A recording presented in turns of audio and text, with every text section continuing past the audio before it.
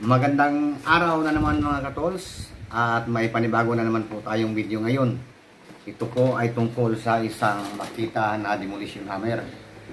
So itong Makita na demolition hammer mga katols ay may kaklon po ito doon sa tanso na nakita po natin sa store nila. At ito ay hindi po siya orig na Makita. So naka-clone lamang po ito. Bago ko nga pala ito binili ay nakita ko na po ito sa kapitbahay namin. At maayos naman po ito. Kaya naisipan ko pong bilhin ito, bumili nito para matis ko mismo sa sarili ko kung talaga bang matibay at malakas itong clone na Makita demolition hammer.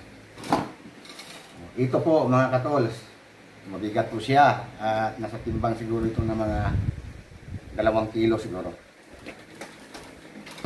At ayan, at bubuksan po natin at makita po natin kung ano po yung mga laman na sa loob niya.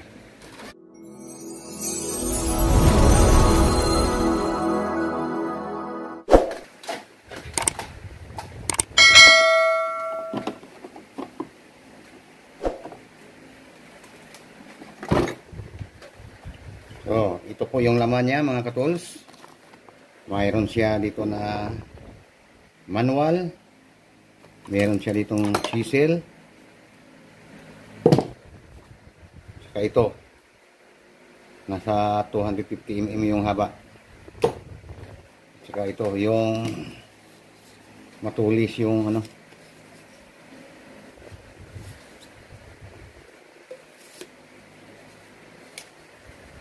Flat at saka yung matulis. Pointed. Pointed pala. At ito na po yung ating unit. Yan. Para talagang original na Makita to. Yan. Yan mga katols. Napakaganda.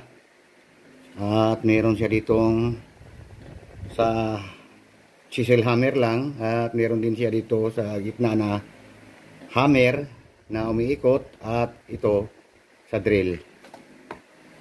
Yan. Pitin lang itong pula dito. Tapos twist natin. Yan. So, bali 3 mode po ito mga katools. Hammer drill from Makita. Parang original. Yan. Makita talaga.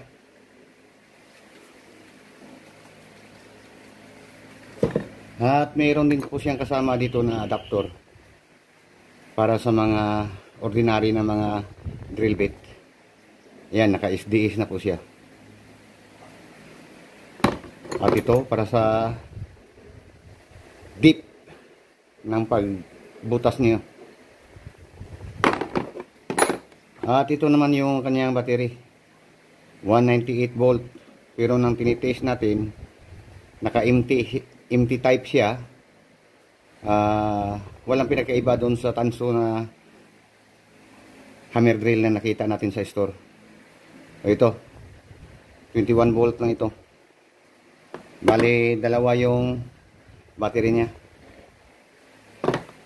At saka ito naman yung charger niya. Ayan, katulad din sa tanso. Walang pinagkaiba.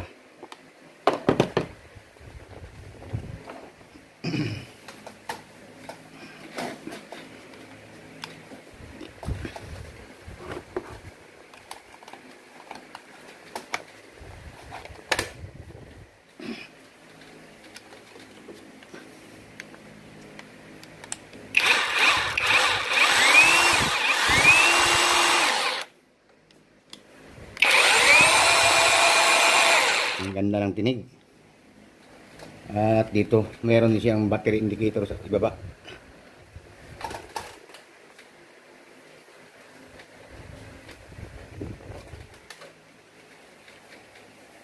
Oh, ayan. Ito na po yung ating Makita. Pag ina-adjust po natin dito sa hammer, iikot siya pero mag-i-impact siya. Malakas. Malakas. At dito naman, naka-hammer mode lang siya. Yan. Yung pula na nakita nyo. Ito. Naka-hammer mode lang siya. Hindi siya iikot dito sa tip. Sa kanyang chunk. Yan. Susubukan po natin nalagyan ng bait.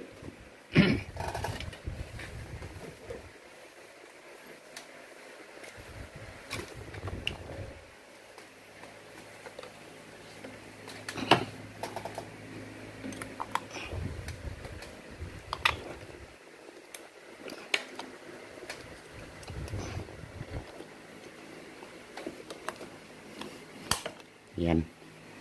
Anak mo siya.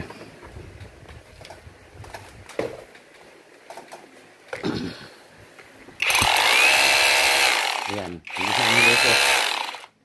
Ngayon, paikutin natin.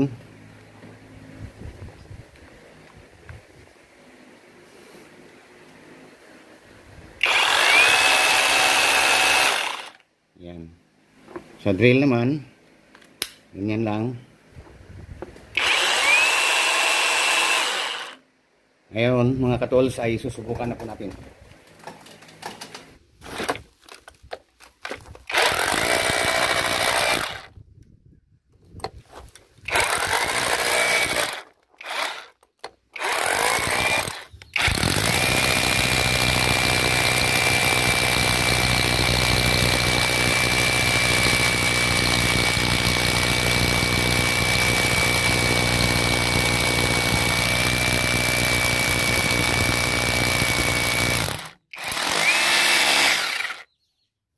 Ayan.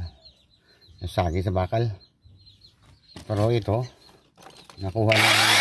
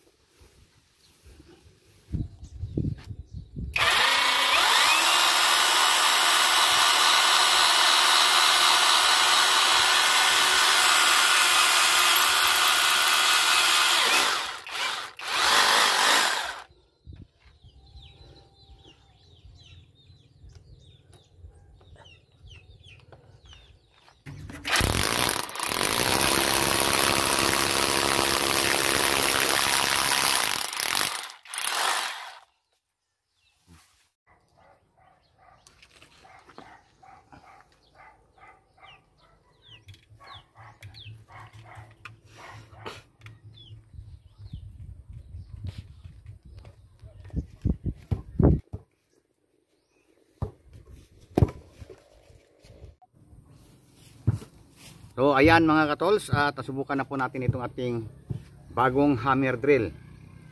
Yan, napakaganda niya at naka brushless motors na rin. At saka higit sa lahat ay affordable po ito. Nasa 2,700 na po ang halaga nito. May kasama na po siyang dalawang battery. Ayan, at saka itong attachment, madali din siyang bunutin. Para po ito sa mga ordinary na mga drill bit. Yan.